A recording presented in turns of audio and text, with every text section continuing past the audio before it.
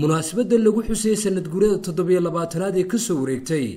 markii jamhuuriyadda Soomaaliland ay dib u soo noqotay madax banaanideedii oo ku sidkanayd sanadkii 1991 bishii May 18 ayaa lagu qabtay qasriga madaxtooyada Soomaaliland taasoo iskugu jirtay afur iyo casho sharafeed waxaana madasha ka soo qayb galay madaxweynaha jamhuuriyadda Soomaaliland ku-xigeenkiisa gudoomiyaha golaha guurtida gudoomiyaha maxkamadda sare madaxweynihii hore ee jamhuuriyadda Soomaaliland daahir riyaale kaahin madaxweyne ku-xigeenadii Soomaaliland soo maray iyo mas'uuliyiin ka socday golayaasha sharci dejinta wasiiro safiiro diblomaasiyiin aqoonyahan haween dhalinyaro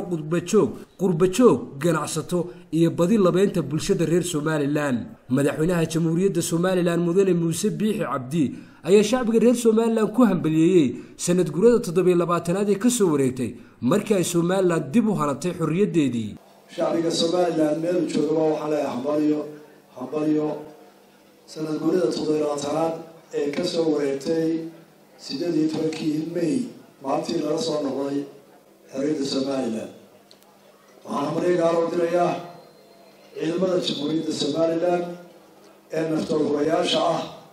ee dalka daafaca cadow kasta oo soo gudbaya cashar u dhiga ee maanta u dambeysay dalka ligooda u huray ee daafacay hambalyo u dirayna ummadda Soomaaliland way idin ogtahay waanay idin garab taagan tahay taariikhda baadahba ugu qorantay aakhirada heljanati way dadkii waa daafacay madaxweyne Muuse Biixi Cabdi ayaa shacbiga reer Soomaaliland ugu baaqay inay si wada jir uga qayb qaataan sidii loo joojin lahaa xal waarana looga gaari lahaa colaadda soo noqnoqotay ee ka jirta deegaano ka tirsan degmada Ceelaf Weyn ee gobolka Sanaag dagaalka ka socda Ceelaf Weyn in laga wada qayb qaato si loo joojin lahaa dadka dagaalamaya wax alliyo waxay ku dagaalamayaan oo dhiga u daadiyaan la garan waa shaydaan baa ka dhex booday waxaan leeyahay caqligu ha shaqeeyo hala joojiyo dowlad ahaan xukuumad ahaanna waxaanu fulinaynaa wax kasta oo ay ku kacayso in nabadda lagu soo celiyo nin kasta oo nabadda ka hor yimaado waa la dagaalamayna Muuse Biixi Cabdi madaxweynaha jamhuuriyadda Soomaaliland ayaa sharaxay in Soomaaliland siyaasadeedu tahay inay nabad kula noolaato bulshada ku dhaqan mandaqadan Geeska Afrika jamhuuriyadda Soomaaliland waxay ku aasaasantay nabad waxay ku aasaasantay in dalkeeda nabad iyo barwaaqo horumar ka samayso waxay ku abuurantay in dadkana jecel wanaag iyo nabad kula noolaato Soomaaliland ka u yar iyo ka u weyn caqligoodu wuxuu ku dhisan yahay oo aragtidoodu tahay nabad iyo horumar iyo waxqabasho xadka Soomaaliland anagu ma naasabay xadka Soomaaliland waa ka Afrika oo ku dhisan tahay waa ka Afrika ku kala socoto anagu waxaan rabaa inuu xadkayagii nabad ku tagno dalkayga nabad ku maamulo dowladda Soomaaliya ee diidan xadkii Afrika isticmaalku u qaybiyay waxay u baahan tahay annaga inaanay kolbana soo warino dhinaceeda aanay ka daadinay inay jibciyada quraan ka dhaxaysa iyo Afrika Yuureeka u sheegto inay diideen xeerkii Afrika dhigatay 63kii ee inuu ku shaqeyso halka inay ka weerarto ka dagaalantaa u wanaagsan ee caqliyad ma aha inay annaga xadkeeda lagu soo weerarto dhinaceedii ka daadso caqli waa aragno uma loobana baaha waxaan waragnaa dadka aan jaarka nahay reer Puntland inay yihiin dad goba oo xariira oran mayno waa wuxuush iyo waa dugaan midna ku oran mayno dad goba oo xariira oo waxgarada oo sooreed baan u naqaano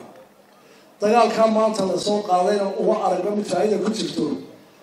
waxaan la walaalayaa uma soo socono dhibaatadiina Puntland uma soo socono magaalada Garowe uma soo socono koor madaxweynaha jamhuuriyadda Soomaaliland waxa munaasabadan loogu dabaaldegayay maalinta qarannimada Soomaaliland hadallo kala duwan ka jeediyay gudoomiyaha golaha guurtida Soomaaliland Saleebaan Maxamuud Aadan madaxweynihii hore ee jamhuuriyadda Soomaaliland daahir riyaale kaahin siyaasi Professor Ali Khaliif Galeyd iyo safiirka dalka Itoobiya u fadhiyay Soomaaliland Berhet Tasafaye gubaabada ilaa bisha 15keedii dhacay ee ugu dambeysay kii shalaytee nacasnimada lahaa ee madaxweynaha Puntland diig dambooda tabweeye wax wanaagu soo wadamay annagu diig diyaar uma nihin oo dagaal uma diyaarnihin oo nabad baanu rabnaa waxaanu ka baryaynaa dadweynaha uu ninkaas u taliya inay qabtaan qabtaan oo yidhahaan wardan nooma shaqaaqada ceelaf weyn ka socota dadka walaalahee islaynaya waxaan leeyahay wax alla waxaa isku laynaysaa waa micno daro dagaalkaa joojiya oo ilaahiina u noqda oo nabad dadkii laga dhiga walaalayaal waxaan leeyahay dagaalkaa joojiya waxa ugu weyn ee Somaliland ay ku hirgalayso ee ay wax ku noqonayso waxa weeye midnimada iyo wadajirka ummadda Somaliland wada leh ee u wada dhalatay weeye ku faraxsanahay inaan ka soo qayb galo xafladan shirkii burco ee lagaga dhawaaqay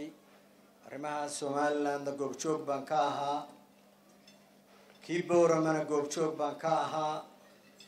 cidna marti uma nihin cidna magan uma nihin waxaanu nahay dad reer dhulkan Somaliland loo odhan jiray leh oo kamid ah oo waxay mudan tahay dib u dhisidda Somaliland. On behalf of my government, the people of Ethiopia and that of my own, let me first of all convey my heartfelt congratulations to the government of Somaliland and the people of Somaliland upon the occasion of the 27th anniversary of the National Day of Somaliland.